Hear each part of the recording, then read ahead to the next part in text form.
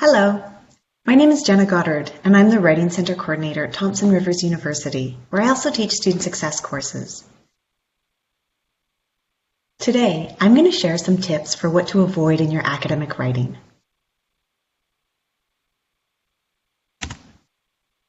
First, I'd like to acknowledge that Thompson Rivers University is situated on the traditional lands of the Tk'emlúps te Secwépemc within Secwepemcúlecw.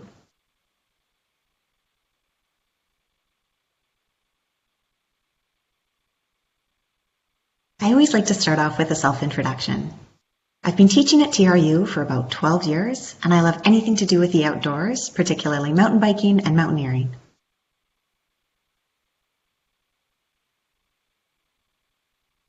This presentation complements another video on academic writing for university students, so make sure you check out that one as well. In academic writing for university students, I talk about academic supports available to you. I put academic writing in a cultural context. I talk about the academic writing process. I share some do's and don'ts for your academic writing. And I share some writing resources available to you in the TRU Writing Center. So today, I'm going to share some tips for what not to do in your academic writing. I'll also share some of the most misused words and phrases, and share some resources that might be helpful for making your writing as clear as possible. I sometimes encounter students in the Writing Center who come in with some misperceptions around what academic writing looks like. That academic writing is confusing, or it's boring, or it's repetitive, or there's no room for creativity. Academic writing certainly doesn't have to be these things. In this educational context, it's about making your ideas as clear and as well supported as possible.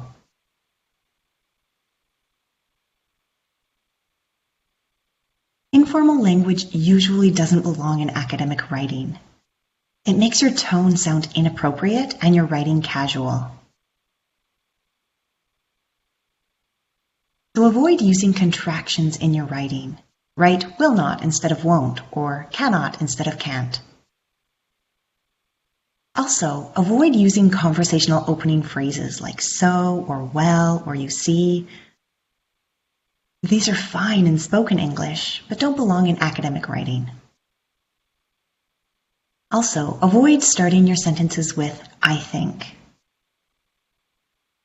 In an academic research paper, you're trying to convince your reader of what you think, so you don't need to state it outright.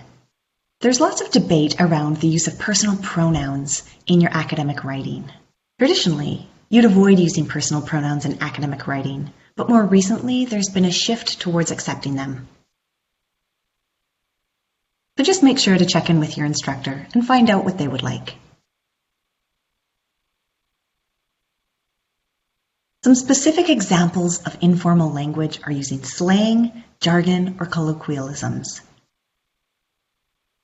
When you have this kind of informal language in your writing, it tends to isolate the reader, and it certainly gets in the way of you being as clear as possible.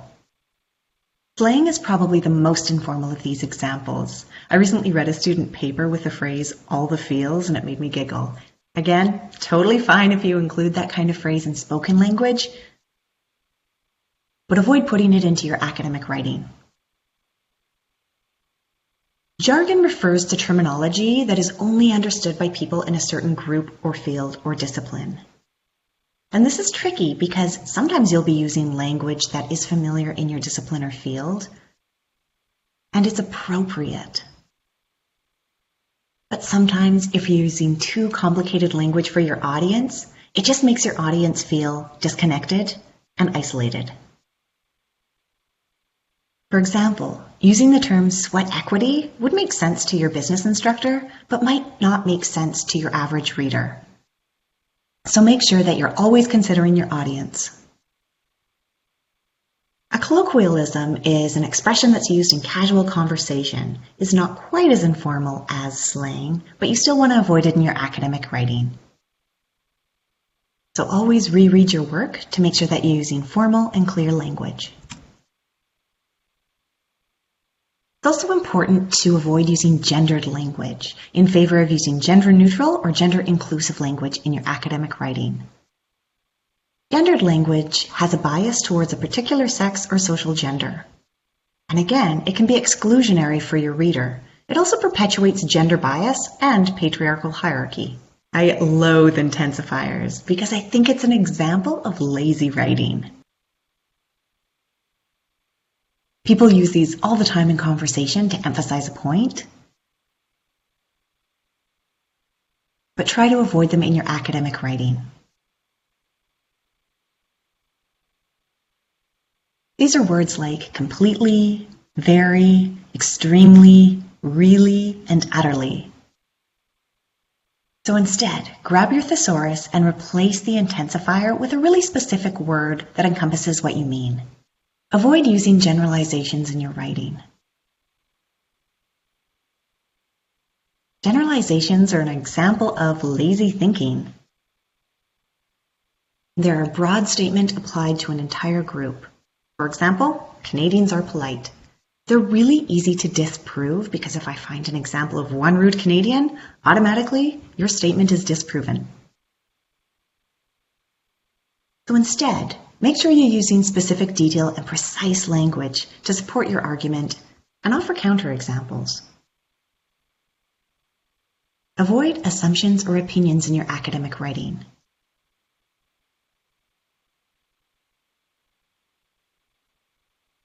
Your statement should always be supported. A great way of looking for assumptions or opinions in either other people's writing or your own is the CRAP test.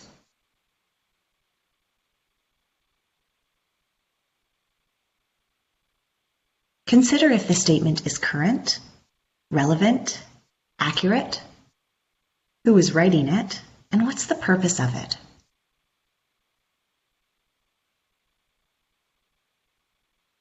I sometimes hear from students that they think academic writing is repetitive, particularly in the structure, because you have your introduction, here's what I'm going to say, then you have your body, here's what I'm saying, and then you have your conclusion, here's what I just said.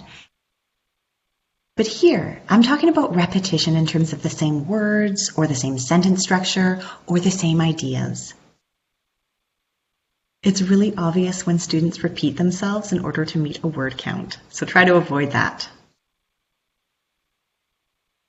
If you repeat the same language or structure, your writing really loses impact. So instead, switch up your language to make it interesting. The Writing Center has a great resource on various transitions. I always like to keep it next to me as I write to make sure that I'm introducing different transitions. And try to vary your sentence structure as well. This is something that you can do when you go back to re-edit your work. I want to take a moment to emphasize the difference between having enough support for your ideas and repeating your ideas. You can emphasize your point by having various kinds of support for it, whether it's different peer-reviewed articles or perspectives. Simply restating the same idea in different language doesn't mean that it's well supported. Avoid using rhetorical questions in your academic writing. These are really popular in introductory paragraphs. A rhetorical question is asked for effect where you're not actually expecting an answer. However, they make your writing informal and again diminish the strength of your argument. So instead, make declarative statements. It makes your writing much stronger. And never ever use a rhetorical question as your thesis statement. It's a thesis statement, so it should be a statement, not a question.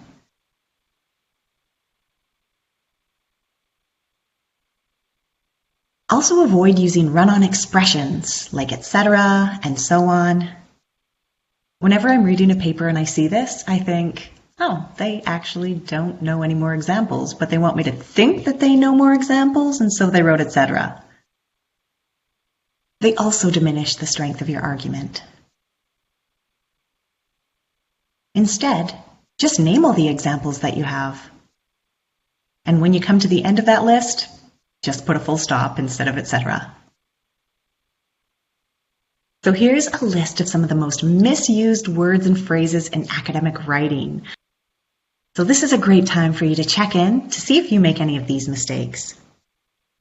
Number 1, affect versus effect. Affect is a verb and it means to influence, versus effect, which is a noun and suggests a result. Number 2, accept versus accept. Accept is to receive something versus accept, which is an exclusion. Number 3, beside versus besides. This refers to something that's next to you versus in addition or apart from. Number 4, a compliment versus compliment. A compliment is a flattering statement versus compliment, which means completion. Number 5, denote is the literal meaning of something versus connote, which is what it suggests to you. However, they're both used to convey information. Number 6, elicit versus illicit.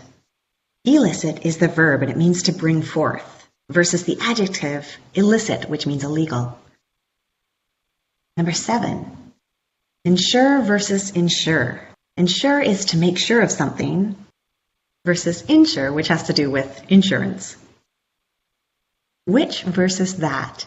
If you're using which in a sentence, typically there's a comma that precedes it, and the information that comes after which is additional.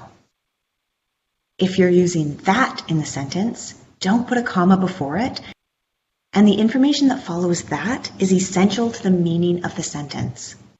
Number 9, avoid using in regards to, and instead use as regards or in regard to. And finally, number 10, please don't be that person to say, to all intents and purposes. Instead, it's to all intents and purposes. Check out the Writing Center website at Thompson Rivers University for some resources to make your writing as clear as possible. I think it's really important to learn the ins and outs of academic writing. But I also think this means when you learn it, you're able to break rules or manipulate them to get your meaning across. And this is where your academic writing can get really creative. Thanks so much for watching. Feel free to check out my other videos on academic writing and study skills.